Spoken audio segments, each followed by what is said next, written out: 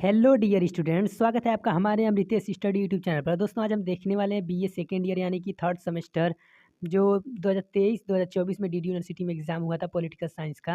इसका नाम है पॉलिटिकल प्रोसेस इन इंडिया। तो दोस्तों ये रहने वाला कोर्स कोड 201। तो वीडियो को देरी ना करते हुए स्टार्ट करेंगे। देखिए 201 है और ये एग्ज़ाम हुआ था 2023-2024 में। और दोस्तों इसमें जितने भी क्वेश्चन है बहुत ही इंपॉर्टेंट क्वेश्चन है। और दोस्तों 5 से 6 क्वेश्चन आपके एग्ज़ाम में 100% आएंगे। तो दोस्तों वीडियो को देरी ना करते हुए वीडियो को स्टार्ट करते हैं। दोस्तों पहला क्वेश्चन दिया है, भारत में लोकतांत्रिकरण की प्रक्रिया शुभारंभ कब से मानी जाती है या माना जाता है? दोस्तों 26 जनवरी 1950 से माना जाता है। और राजस्थान में मतलब राज्य में जो है कि 2 अक्टूबर 1959 को माना जाता है। लेकिन ये भारत में पूछा है, इसलिए 26 जनवरी 1959 से माना जाता है। और दोस्तों ये 2 अक्टूबर 1959 से पंचायती राज वाला माना जाता है। ये लोकतांत्रिकरण नहीं, मतलब स्थानीय स्वशासन, मतलब कि जैसे गाँव में प्रधान हो गए हैं, ये सब माना जाता है। जैसे कि बलवंत राय मेहता समिति एक आया था ना, जो 1957 में अपना रिपोर्ट प्रस्तुत किया था।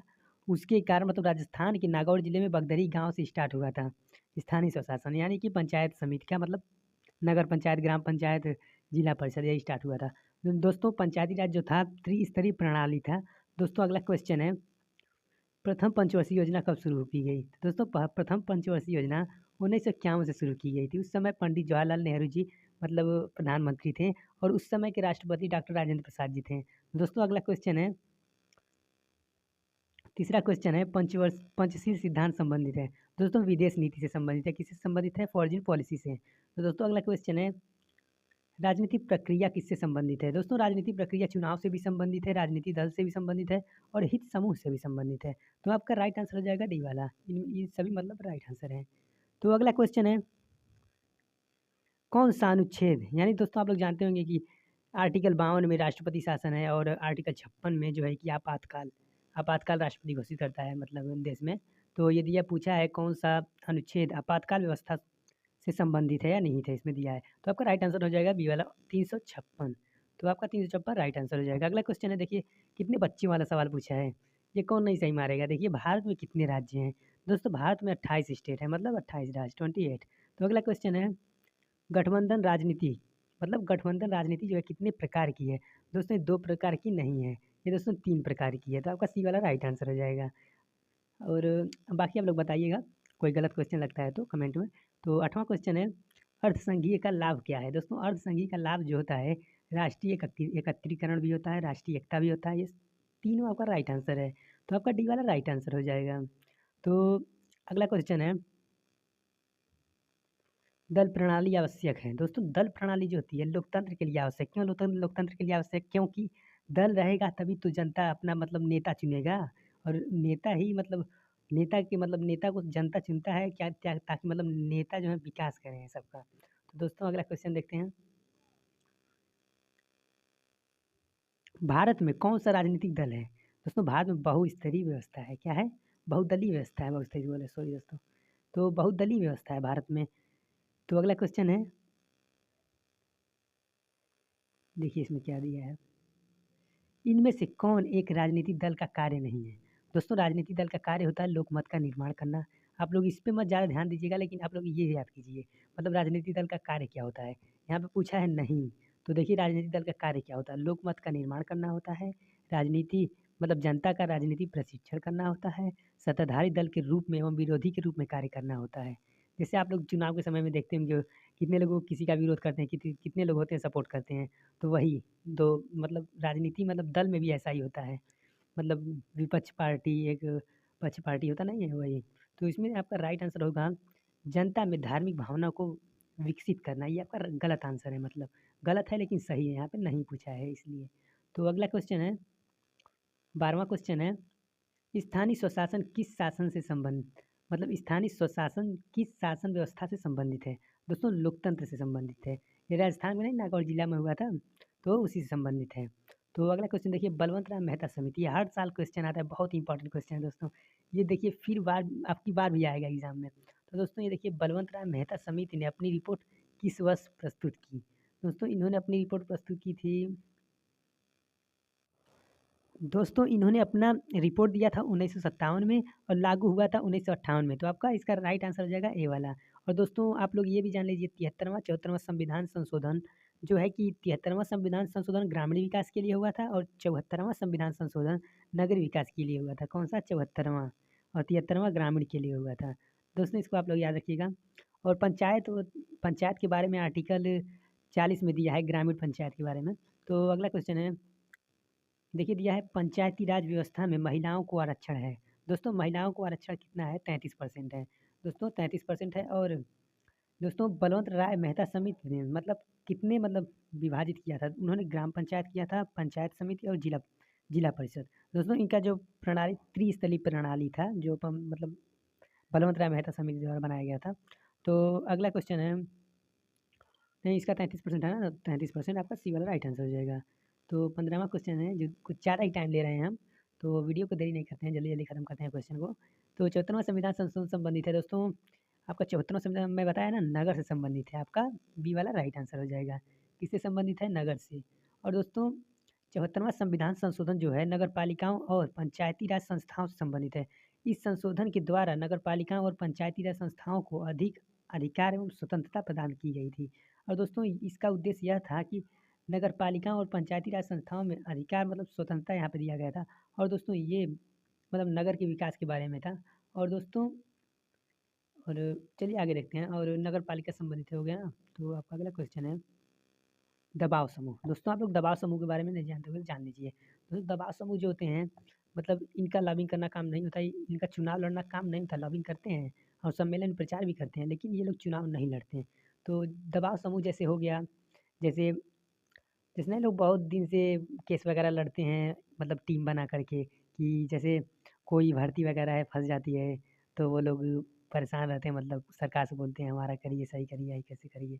तो उसी को दबाव समूह बोलते हैं। तो दोस्तों मतलब ये लोग चुनाव नहीं लड़ते हैं, लेकिन अपने हित के लिए किसी भी दल को ज्वाइन कर सकते हैं। मतलब किसी भी पार्टी में ये लोग जा सकते हैं, किसी भी पार्टी का सपोर्ट कर सकते हैं, लेकिन ये लोग कभी चुनाव नहीं लड़ते हैं।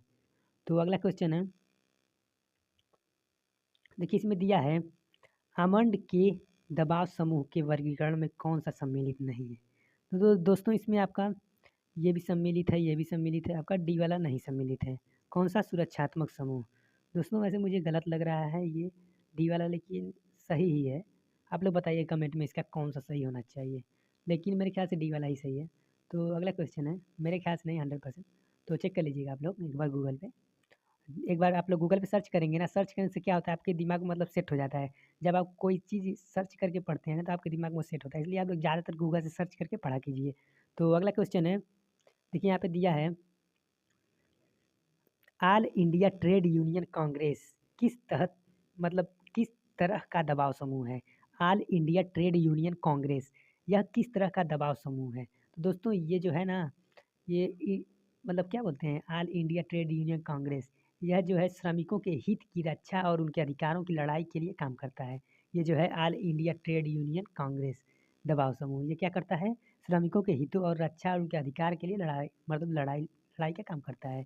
दोस्तों मतदान व्यवहार एवं राजनीतिक व्यवहार है जिसमें वोटर्स अपने राजनीतिक विचारों और प्राथमिकताओं के आधार पर अपने मत का प्रयोग करते हैं। दोस्तों तो इसमें आपका राइट आंसर हो जाएगा बी वाला गैर समुदाय दबाव समूह। और दोस्तों अगला क्वेश्चन है, अगला है मानव व्यवहार किसका रूप है? दोस्तों मानव व्यवहार जो है राजनीतिक व्यवहार, हाँ राजनीतिक व्यवहार का ही रूप है। दोस्तों अगला क्वेश्चन है मतदान व्यवहार, सॉरी सॉरी सॉरी दोस्तों मुझे लग रहा था कुछ गलत पढ़ा हूँ। तो मतदान व्यवहार किसका रूप है? दोस्त ध्यान नहीं दे रहा था, तो सॉरी दोस्तों माफ़ी चाहेंगे। तो आपका राइट आंसर बी वाला है राजनीतिक व्यवहार।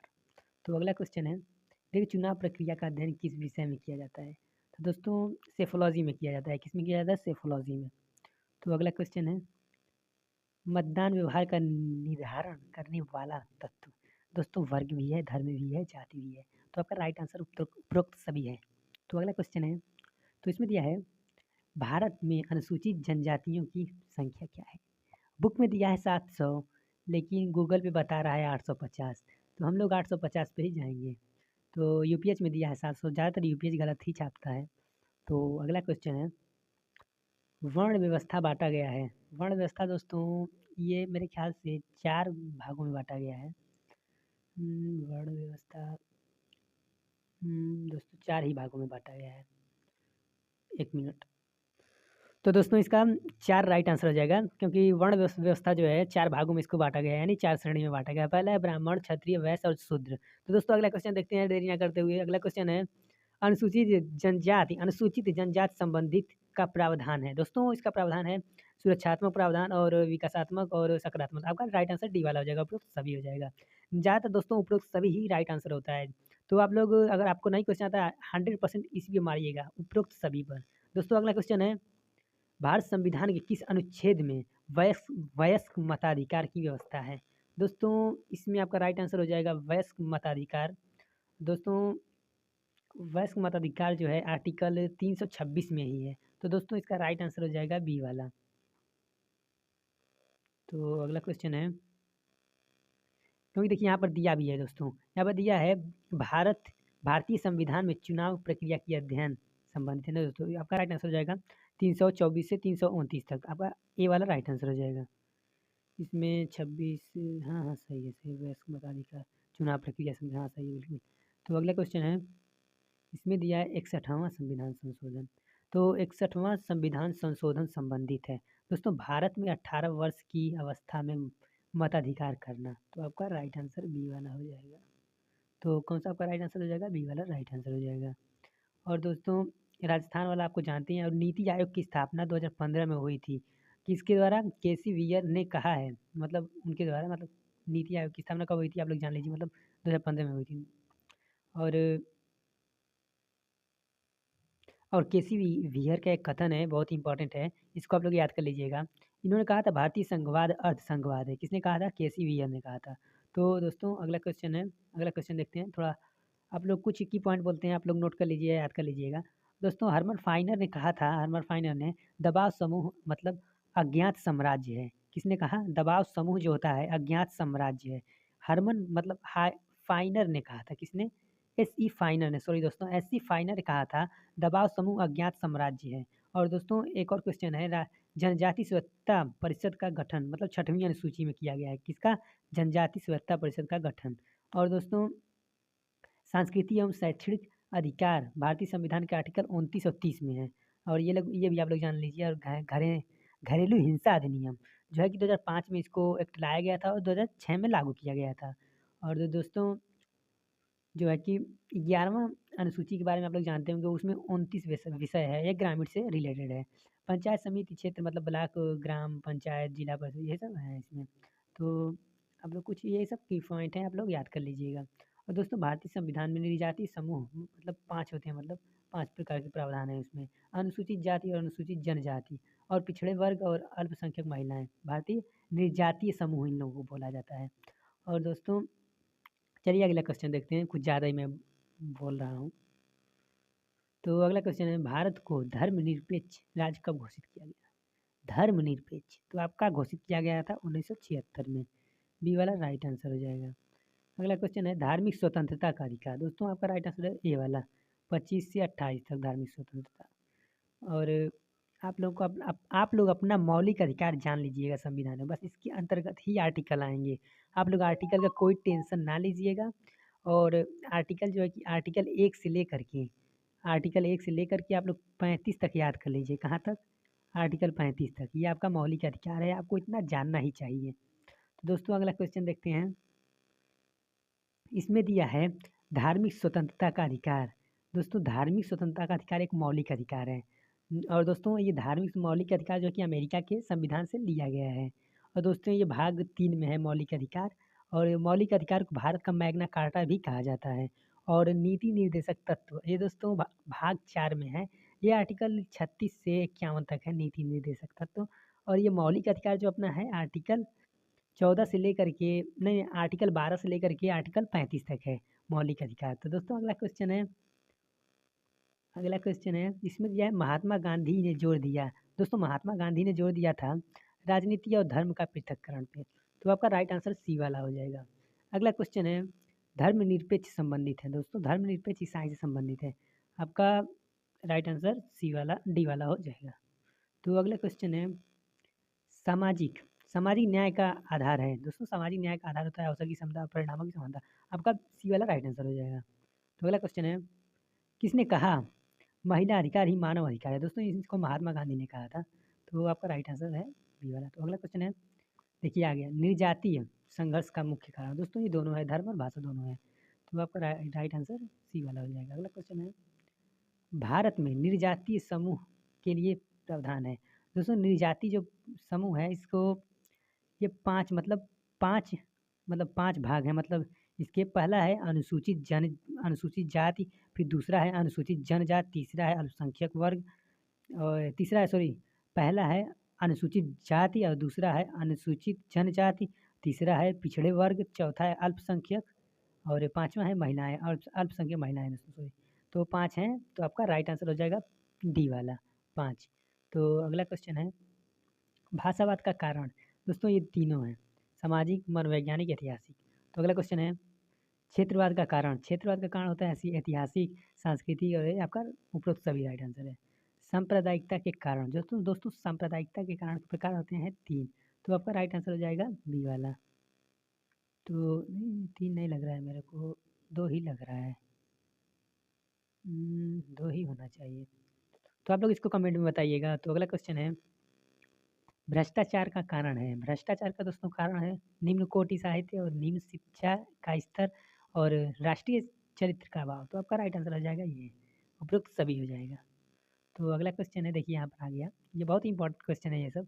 तो इसमें दिया है, किस राज्य में 2 अक्टूबर 1959 से पंचायती राज व्यवस्था लागू की गई? दोस्तों इसको राजस्थान के नागौर जिले के बगधरी गांव से स्टार्ट किया गया था। कब? 2 अक्टूबर 1959 को। और दोस्तों तो अगला क्वेश्चन देखते हैं, नीति आयोग की स्थापना कब हुई? दोस्तों नीति आयोग की स्थापना 2015 में हुई थी। और नीति आयोग का अध्यक्ष कौन होता है? प्रधानमंत्री होता है। तो अगला क्वेश्चन है, किसने कहा भारतीय संघवाद अर्धसंघवाद है? दोस्तों देखिए केसी वियर ने कहा है।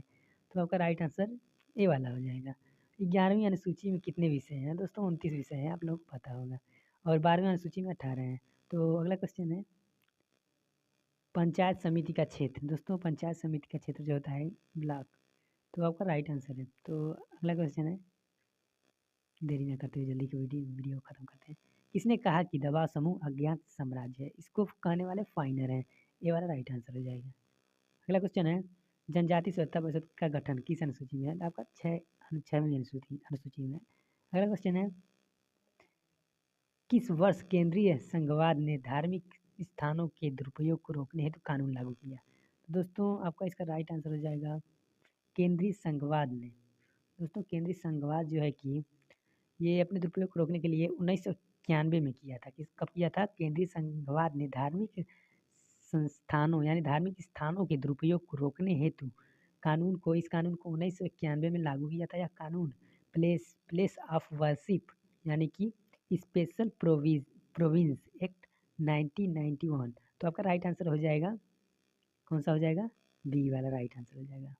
तो अगला क्वेश्चन है, इसमें दिया है सांस्कृतिक एवं शैक्षणिक अधिकार निहित है। देखिए आर्टिकल 29 और 30 में है। तो दोस्तों आप लोग, मैं बोल रहा हूँ ना, आप लोग अपना मौलिक अधिकार जान लीजिए, उसके अंतर्गत ही आर्टिकल आएंगे। ज़्यादा आलतू फालतू आर्टिकल ना याद करें। मतलब आप अपनी इच्छा से याद कर सकते हैं। अगर याद नहीं करना चाहते हैं, आप सोच रहे हैं कि बस एग्ज़ाम में आ जाए, तो आप लोग अपना मौलिक अधिकार याद कर लीजिए, आर्टिकल 12 से 35 तक। देखिए यहाँ पर दिया है, घरेलू हिंसा अधिनियम लागू होगा, मतलब लागू किया गया। तो घरेलू हिंसा अधिनियम जो है कि 2015 में इसको प्रस्तावित किया गया और लागू जो किया गया था 2006 में किया गया था। कब किया गया? 2006 में। तो दोस्तों यह वीडियो और कुछ क्वेश्चन हम और बोल देते हैं, जैसे कि भारत में पंचायती राज अधिनियम कब लागू किया गया था? दोस्तों 24 मई 1993 में किया गया था। कब किया गया था? 24 मई 1993। कब किया गया था? 1993। क्या किया गया था? 24 मई 1993 को भारत में पंचायती राज अधिनियम लागू किया गया था। 24 मई। दोस्तों सॉरी, ये दोस्तों मेरे को गलत लग रहा है, किताब सब लोग गलत छाप रहे हैं। दोस्तों हाँ सही है, 24 मई 1993। मेरे ख्याल से 24 अप्रैल होना चाहिए, लेकिन यहाँ पे मई दिखा रहा है।